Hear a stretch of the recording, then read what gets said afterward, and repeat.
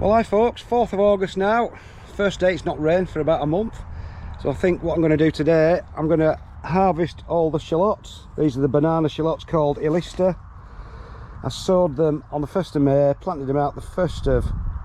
Sorry, sowed them on the 1st of March, planted them out on the 1st of May, and now they're ready to pick on virtually the 1st of August. So we'll get some of these up. They're more than big enough now. They would grow bigger, but there's no need of, if I just show you. These are sown in modules, so there's anything from like 2 to 5. So if we just pull this bunch of 3 up, you'll be able to see how big they are. I don't really think I need them any bigger than that, do you, for a shallot? So we'll get them all up and see what sort of a quantity we get. Right then, let's get these harvested. Like I said, I've grown them in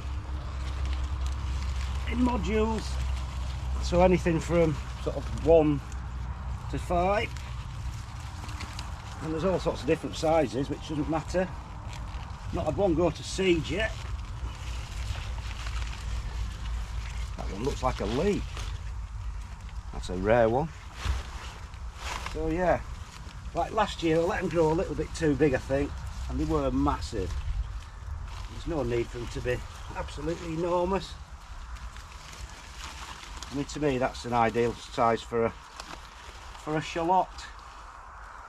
The smaller things are, the better they store as well, because there's less moisture.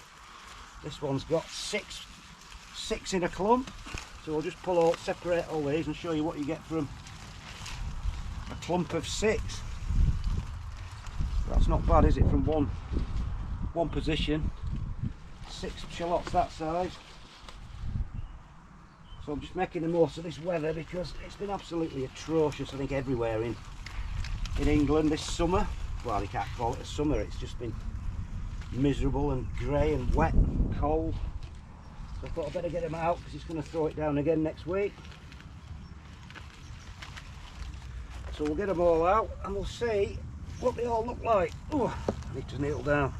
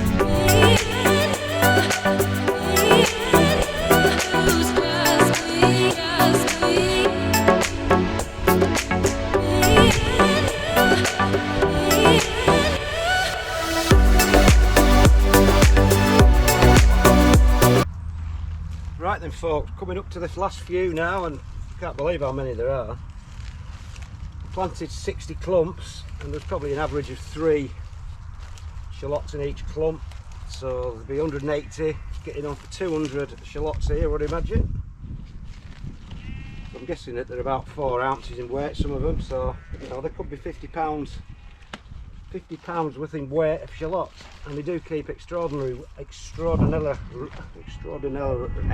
can't speak, well, so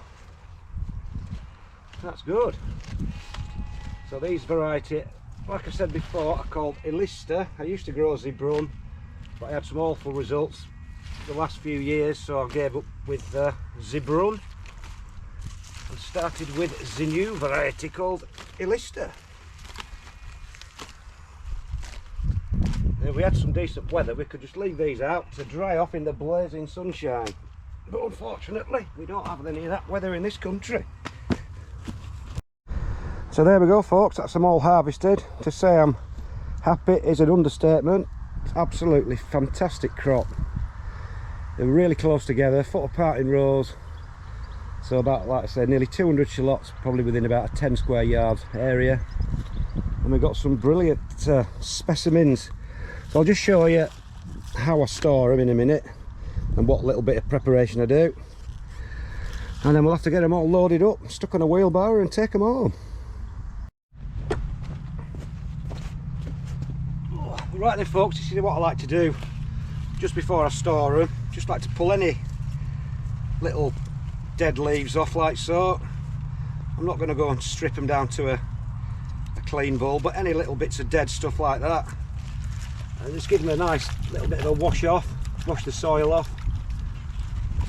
And that's it really. And then what I'll do with these, as I always do, I used to dry them out in the polytunnel on a rack, like a mesh rack, but I'll have to take them home and do the same there. But anyway, nice and dry. I like to dry them as well with all the leaves on, and then only then when the leaves have completely withered up to nothing is when I'll chop them off, because I find that if you chop them off now and you store them, then you can get bacteria and botrytis and mold inside the top where it's cut, and that can go into the bulb, and then they just don't store. So if you wait until you cut it off before it's all completely withered, then there's virtually no chance of any of that mold getting inside the bulb by that way. So it is a bit of a fiddly thing, probably take about 20 minutes to do all these, but nothing more. So like I said, just taking all the little bits of rubbish off, giving them a bit of a wash, and then we'll take them home and dry them out. Ideally you'd leave them on the soil outside if we had a decent climate. But if anyone's from England, they will know that this summer has been absolutely abysmal. Never known it as wet. I think where I am, it's been the wettest July on record. And considering we're in a wet county anyway, that's quite a good record. Now if you see that one there, that's split, so it's obviously got a bit too much growth. So I'll peel that back, right back to a clean bulb like so. Then we've not got any of the rotten bits causing it to rot. So yeah, that's about it. Just a little bit of faffing about at the end, and then once it's done, jobs are good. So there we are folks, that's the shallots harvested this year. I can say that I'm extremely pleased with the results, and they've only been growing for 4 months from sowing to harvest, so you can't say fairer than that. So there we go, that's about it. I'll see you later.